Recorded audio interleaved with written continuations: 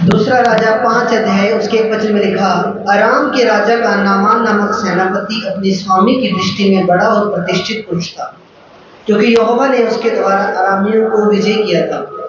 वह शूरवीर था परंतु कोढ़ी था।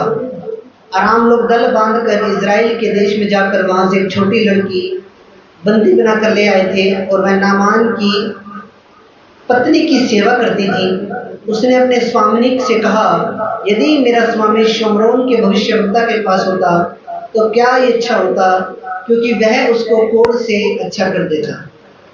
ये वचन आपने पहले भी बहुत बार सुने हैं, चर्च में मैं पहले भी बहुत बार प्रचार कर चुका हूँ, पर जब आज मैं सुबह उठा तो प्रभु ने मुझे बोला कि आज यही वचन दोबारा प्रचार करना, तो उस वचन को ध्यान से सुनना। प्रभु के वचन में लिखा कि एक नामान नामक कोढ़ी था, उसके एक सेनापति था राजा का, अराम देश का। तो वो क्या था, उसके कोढ़ था, पूरी बॉडी के ऊपर कोढ़ था, पूरे शरीर के ऊपर उसके कोढ़ था। और उसके घर में एक छोटी बेटी होती है जो इज़राइल देश की होती है, वो उसके घर पे नौकरानी का काम करती है। तो नौकरानी का काम जब करती है तो वो बोलती है कि ये मेरा मालिक जो है ना, ये ठीक हो सकता है अगर ये परमेश्वर के दास के पास, अलीशा के पास चला जाए तो।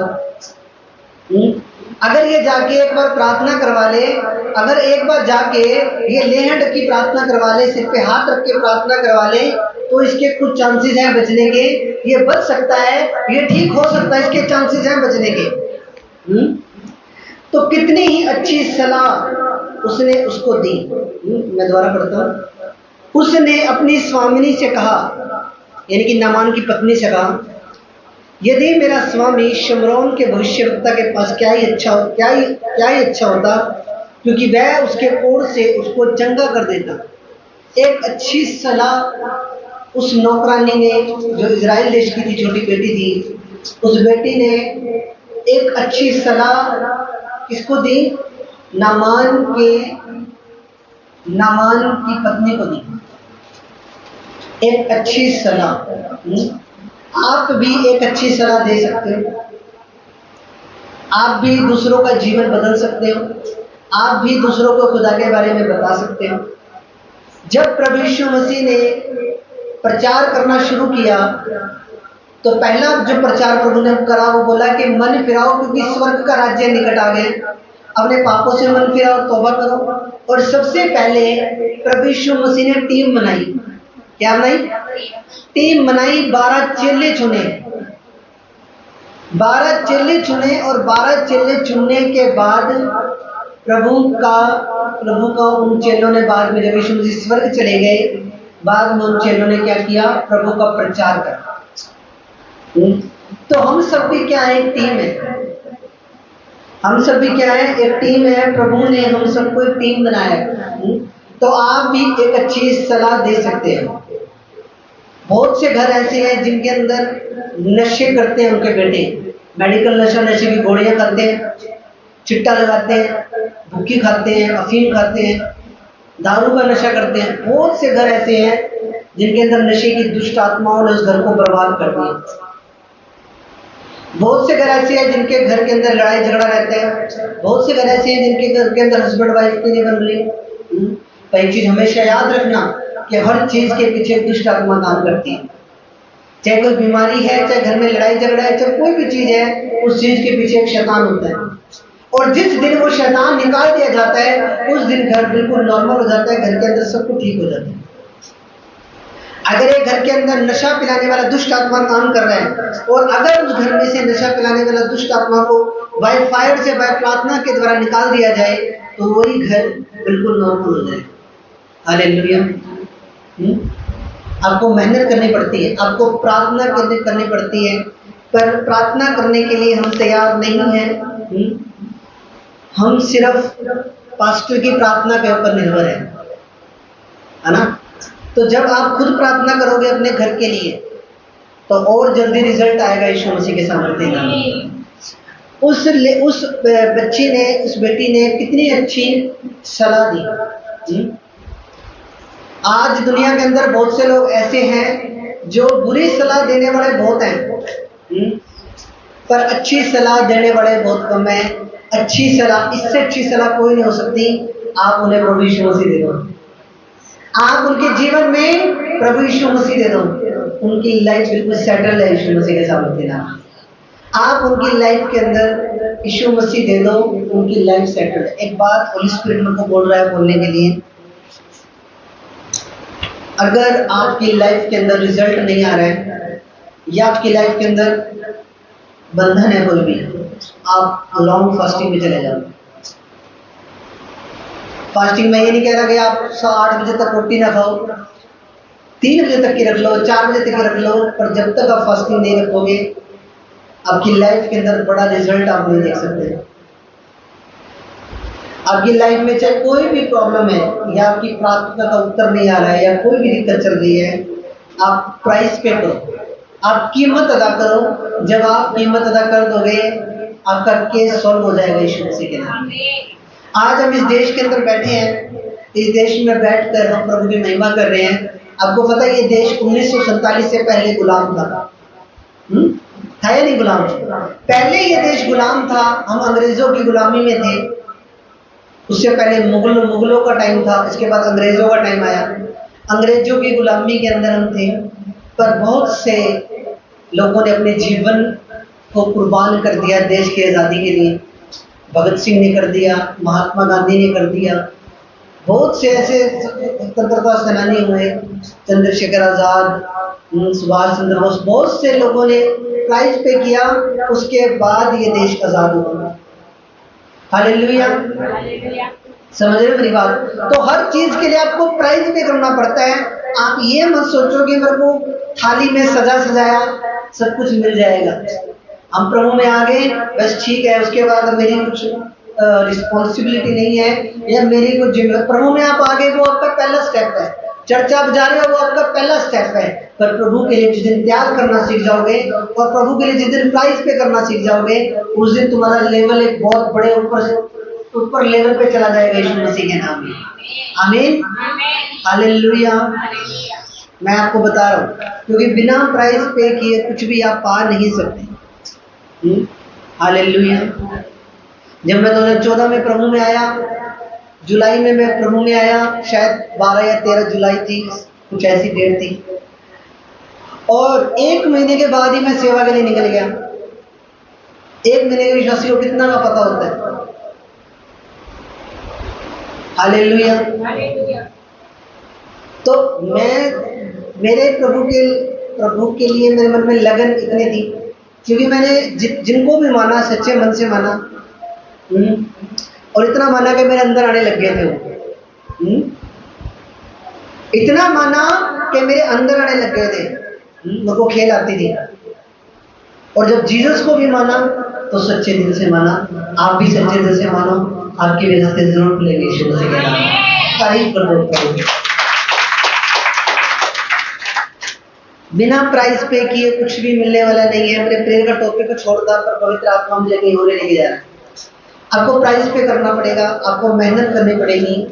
आप जिस दिन मेहनत करके आपको प्रभु से लेना आ गया, उस दिन आप रिजल्ट को देखोगे और बेहतरीन रिजल्ट को देखोगे अपनी लाइफ में यीशु मसीह के नाम। हालेलुया। तो वचन में क्या लिखा कि उस बच्ची ने क्या किया? एक अच्छी सलाह दी। अच्छी सलाह दी। क्या करा? अच्छी सलाह दी। आप भी अपने पड़ोसियों को अच्छी सलाह दे सकते हो, आप भी अपने फ्रेंड्स को अच्छी सलाह दे सकते हो, आप भी अपने रिश्तेदारों को अच्छी सलाह दे सकते हो। हम कहते हैं कि हम मेरा बेस्ट फ्रेंड है, मैं तो उसे बहुत प्यार करता हूँ, और अगर आपने उसको सुसमाचार नहीं दिया, प्रभु आपसे लेखा लेगा कल को उसका। प्रभु कहेगा वो 24 घंटे तेरे साथ रहता था, वो सारा दिन तेरे साथ रहता था, तूने उसकी रूह को बचाने के लिए कभी भी एफर्ट नहीं किए। तेरे साथ वो काम करता था, तेरे साथ वो उठता बैठता था, फिर तूने उसको सच्चाई क्यों नहीं बताई? उसकी रूह का लेखा आपसे लिया जाएगा।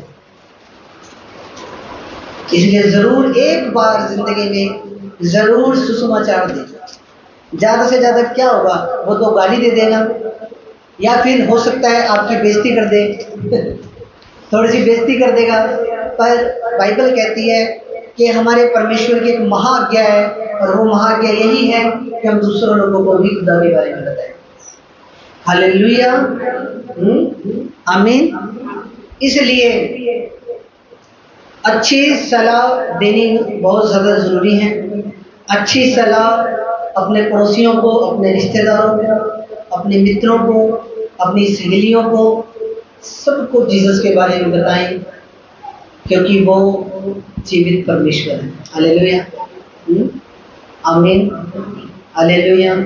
और जो हमारा परमेश्वर है वो राजाओं का राजा है, और जब एक व्यक्ति प्रभु पे बिलीव करता है वो एक राजकुमार कहलाता है, और वो एक राजकुमारी कहलाती है, क्योंकि वो राजाओं का राजा है। हालेलुया।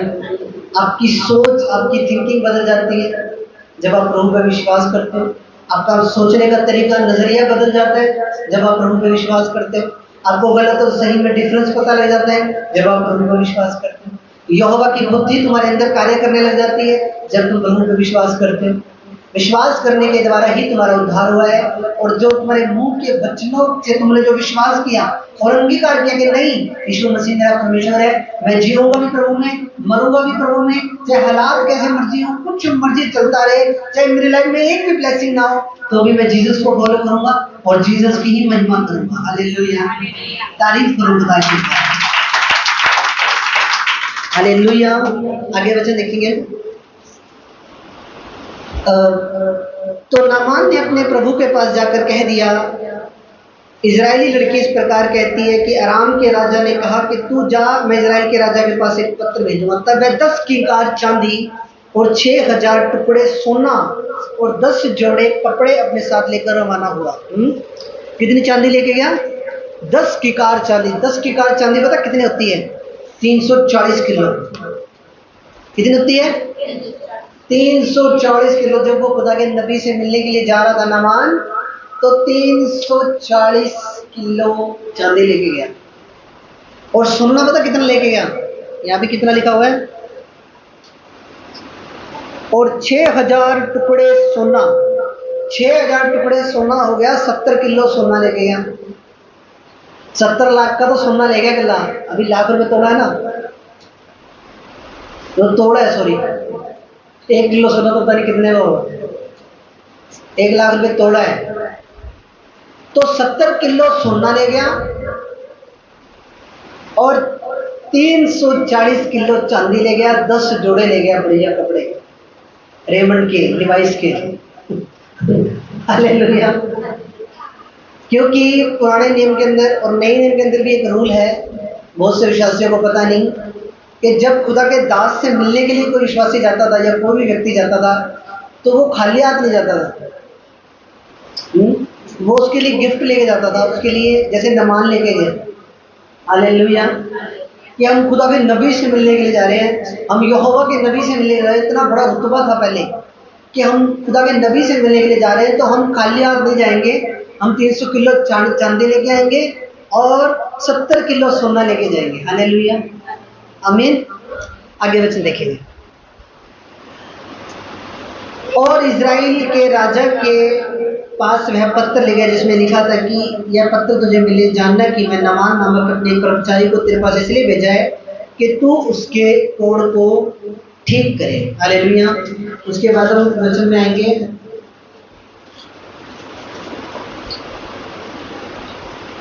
9 वचन से देखेंगे हम, 8 वचन से। यह सुनकर कि इजराइल के राजा ने अपने वस्त्र फाड़े हैं, परमेश्वर के भगत अलीशा ने राजा के पास कहला भेजा, तूने क्यों अपने वस्त्र फाड़े हैं? अब वह मेरे पास आए तब जान लेगा कि इजराइल में एक भविष्यवक्ता है। तब नामान घोड़ों रथों समेत अलीशा के द्वार पर आकर खड़ा हुआ। तब अलीशा ने एक दूत से उसके पास यह कहला भेजा, तू जाकर यरदन में 7 बार डुबकी मार, तब तेरा शरीर जो का तू हो जाएगा और तू शुद्ध हो जाएगा। अब यहाँ पे जब वो गया, घोड़े गाड़े लेके गया, इतना उसको लगा कि मैं इतना चांदी लेके जा रहा हूँ, इतना सोना लेके जा रहा हूँ, तो खुदा का दास भागा भागा आएगा बाहर। क्या मरुद में तो मेरे को तो बहुत पैसे भी जुटते हैं, मेरे को प्लाट लेना है, चर्च बनानी है, जल्दी जल्दी दो। नहीं, वो अंदर ही बैठा है। हालेलुया। और उसने सोचा था नामान ने कि मैं इतना कुछ लेके जा रहा हूँ, 340 किलो चांदी लेके जा रहा हूँ, 70 किलो सोना लेके जा रहा हूँ, तो खुदा का दास बाहर आएगा नहीं। पर उसने अंदर से क्या बोल दिया कि जाके यरदन की नदी में 7 बार क्या कर दे, डुबकी मार ले। क्या कर ले? 70 में डुबकी मार ले। इसके ऊपर नामान क्रोधित हो गया। क्या हो गया? नामान क्रोधित हो गया। आगे वचन में कहा क्रोधित हो यह कहता चला गया कि मैंने तो सोचा था कि वह बाहर आएगा, खड़ा होकर अपने परमेश्वर यहोवा से प्रार्थना करके कोढ़ के स्थान पर अपना हाथ फेर कर कोढ़ को दूर करेगा। क्या दमिश्क की अबाना और पपर नदियां इजराइल के सब जलाशयों से उत्तम नहीं? क्या मैं उसमें स्नान करके शुद्ध नहीं हो सकता? इसलिए क्रोध से भरा हुआ लौट कर चला गया। तब उसके पास सेवक उसको आकर उससे कहने लगे, हे हमारे पिता, यदि भविष्यवक्ता तुझे कोई भारी काम करने की आज्ञा देता तो क्या तू उसे ना करता? जब वह कहता कि स्नान करके शुद्ध हो जा, तो तो कितना अधिक इसे मानना चाहिए। तब उसने परमेश्वर के भगत के वचन के अनुसार यरदन में जाकर 7 बार डुबकी मारी। उसका शरीर छोटे लड़के का सा शुद्ध हो गया। अब यहाँ पे एक चीज और सीखने वाली है। जो यरदन की नदी के पानी के अंदर कोई मिरेकल नहीं था। जो यरदन की नदी थी उस पानी के अंदर कोई चमत्कार नहीं था कि हाँ ठीक है उस पानी के अंदर कोई ऐसा कुछ था है ना कि उसके अंदर डुबकी मारी, नहीं। उसने जब नामान ने जब खुदा के दास की और खुदा की बात को माना, ध्यान से सुना, जब उसने विश्वास किया खुदा की दास की बात के ऊपर, नम्रता दिखाई, आज्ञाकारिता की, उसके बाद जब खुदा के दास की बात को माना तब 7 डुबकियां मारी। उसके बाद उसका शरीर ज्यों का त्यों हो गया।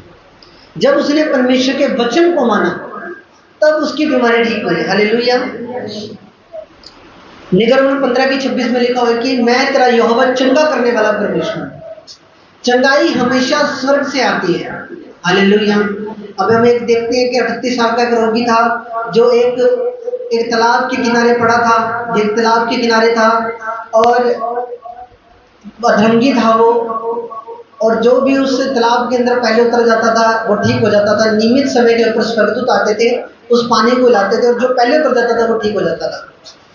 हीलिंग जो है वो हमेशा स्वर्ग से आती है, चाहे वो स्वर्गदूत के द्वारा है, चाहे वो आज्ञाकारिता को मानने के द्वारा है, चाहे यहोवा की बात को मानने के द्वारा है, पर हीलिंग का जो स्रोत है वो परमेश्वर है। और हीलिंग जो आती है वो यहोवा की ओर से आती है, यीशु मसीह के द्वारा, पवित्र आत्मा के द्वारा ही आती है और उसकी बात को मानने के द्वारा आती है। जब तक नामान ने उसकी बात को नहीं माना उसकी हीलिंग नहीं हुई। जैसे उसने बात को माना, देखो वचन में क्या लिखा, तब उसने 14 वचन में लिखा, तब उसने परमेश्वर के भगत के वचन के अनुसार यरदन में जाकर 7 बार डुबकी मारी और उसका शरीर छोटे लड़के का सा हो गया। वचन को मानना पड़ेगा। अगर हीलिंग लेनी है तो, रिजल्ट अपनी लाइफ में लेने हैं तो वचन को मानना पड़ेगा। हालेलुया। एक चीज हमेशा याद रखना, अगर आपके अंदर घमंड है, जैसे नामान के अंदर घमंड आ गया था, बोला मैं सेनापति हूँ, मैं ये हूँ, मैं वो हूँ, मैं की जगह नहाऊं या डुबकी मारूं। उसको बाहर आना चाहिए था, मेरे सिर पे हाथ रख के प्रार्थना करनी चाहिए थी, पर उसके अंदर घमंड था। जब तक उसने अपना घमंड छोड़ा नहीं, घमंड आशीष को चुरा लेती है। एक बार बोलो, दोबारा बोलो, घमंड आशीष को चुरा लेती है। अगर घमंड इतना का भी है, इतना सा भी घमंड अगर हमारे अंदर है किसी भी चीज का, तो वो आपकी आशीष को चुरा लेगी। तो जो नामान के अंदर घमंड था कि मैं तो इतना बड़ा सेनापति हूँ, मेरे को बोल दिया जाके नहा ले, मैं मेरे जो देश में अबाना और पर्वत नदियां थी मैं उनमें नहा लेता। हालेलुया। पर जब उसने अपना घमंड छोड़ा, नम्र बना, विश्वास करा खुदा की बात, खुदा के दास की बात पे, आज्ञाकारिता की खुदा के दास की बात में, उसके बाद जब 7 डुबकी मारी, शरीर जो का त्यों हो गया यीशु मसीह के नाम। हालेलुया। आमीन।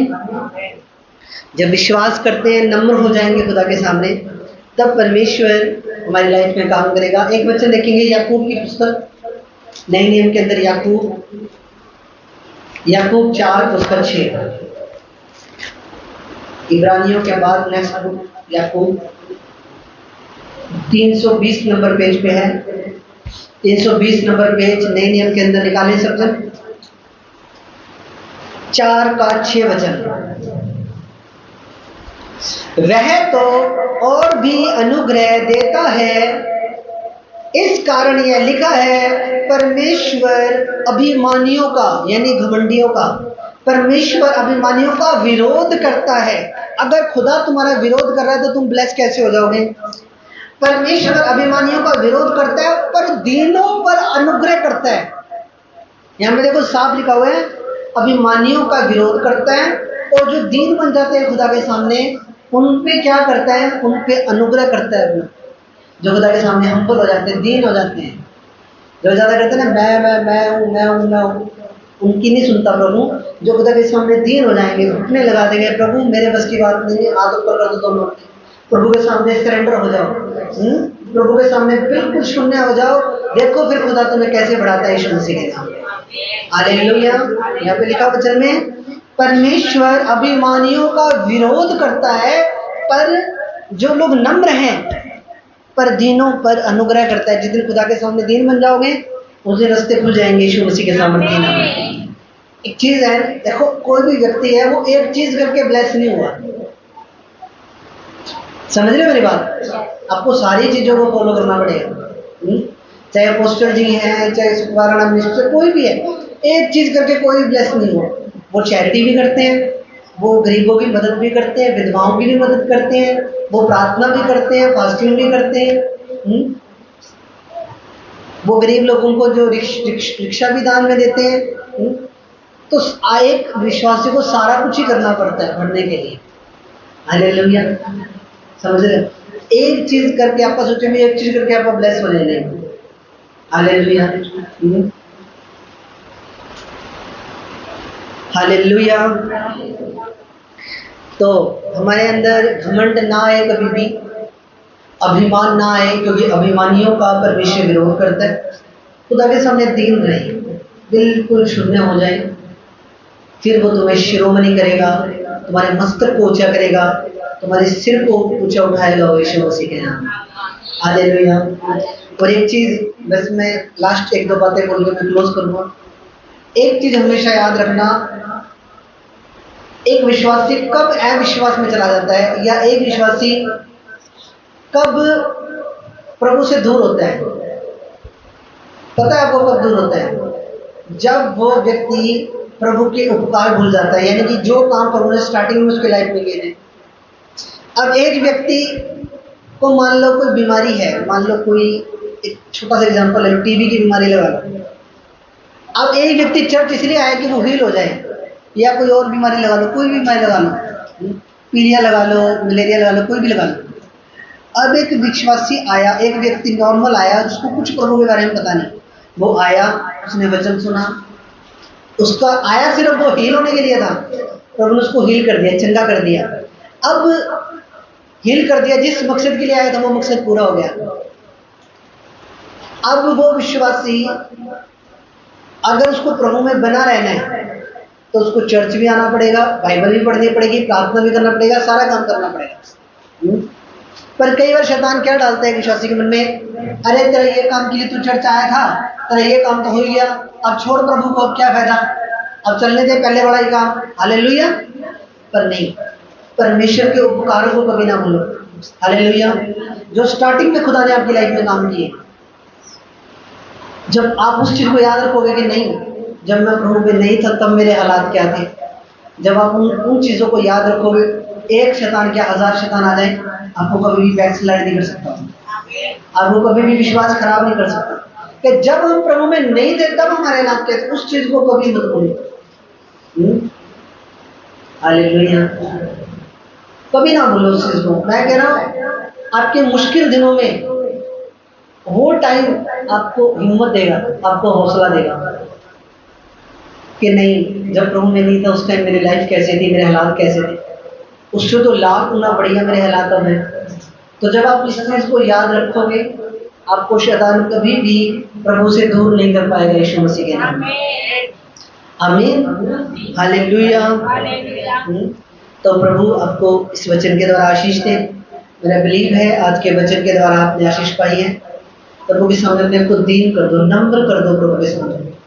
फास्टिंग में जाओ, अगर काम रुके हुए हैं या कोई काम बन नहीं रहा, शरीर पे फतेह पानी है, फास्टिंग में जाओ। पाप से बाहर आना है, कुछ सीक्रेट सीन है लाइफ में, उससे बाहर आना है, फास्टिंग में चले जाओ। कोई भी काम है, कुछ भी है, आप फास्टिंग में जाओ।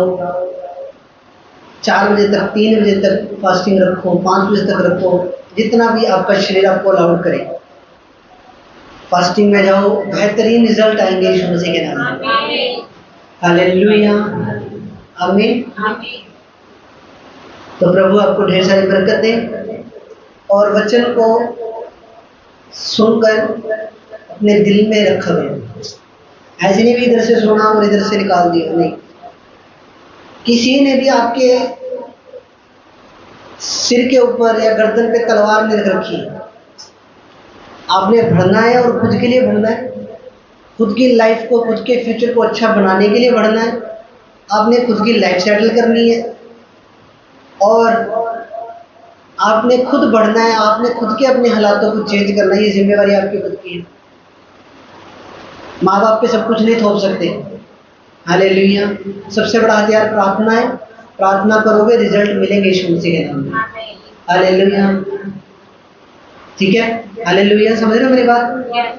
तो प्रभु आपको ढेर सारी बरकत दे, आशीष दे। आओ आंखें बंद करें। मेरे महान और सामर्थ्य पिता, पवित्र परमेश्वर, जीवित खुदा, प्रभु आप यहाँ मौजूद हो। ये तेरे बेटे बेटियां हैं प्रभु। प्रभु तू इन सब से बात कर, इन सबको छू, इनकी लाइफ को ट्रांसफॉर्म कर, चेंज कर। पवित्र आत्मा खुदा, हमारी प्रार्थना करने वाले बने, सुसमाचार सुनाने वाले बने। प्रभु जो वचन आज जिन्होंने सुना है, इनके जीवन में 100 गुना फलों को लेकर है। कोई शैतान अंधकार दुष्ट आत्मा इन वचनों को चुराने ना पाए। तेरा सुरक्षा का पहरा, तेरे दूतों का पहरा, तेरे लहू का बाड़ा इन सब पे सदा लगा रहे परमेश्वर। प्रभु यीशु मसीह के सामर्थ्य नाम में हम दुआ मांगते हैं। आमीन, आमीन।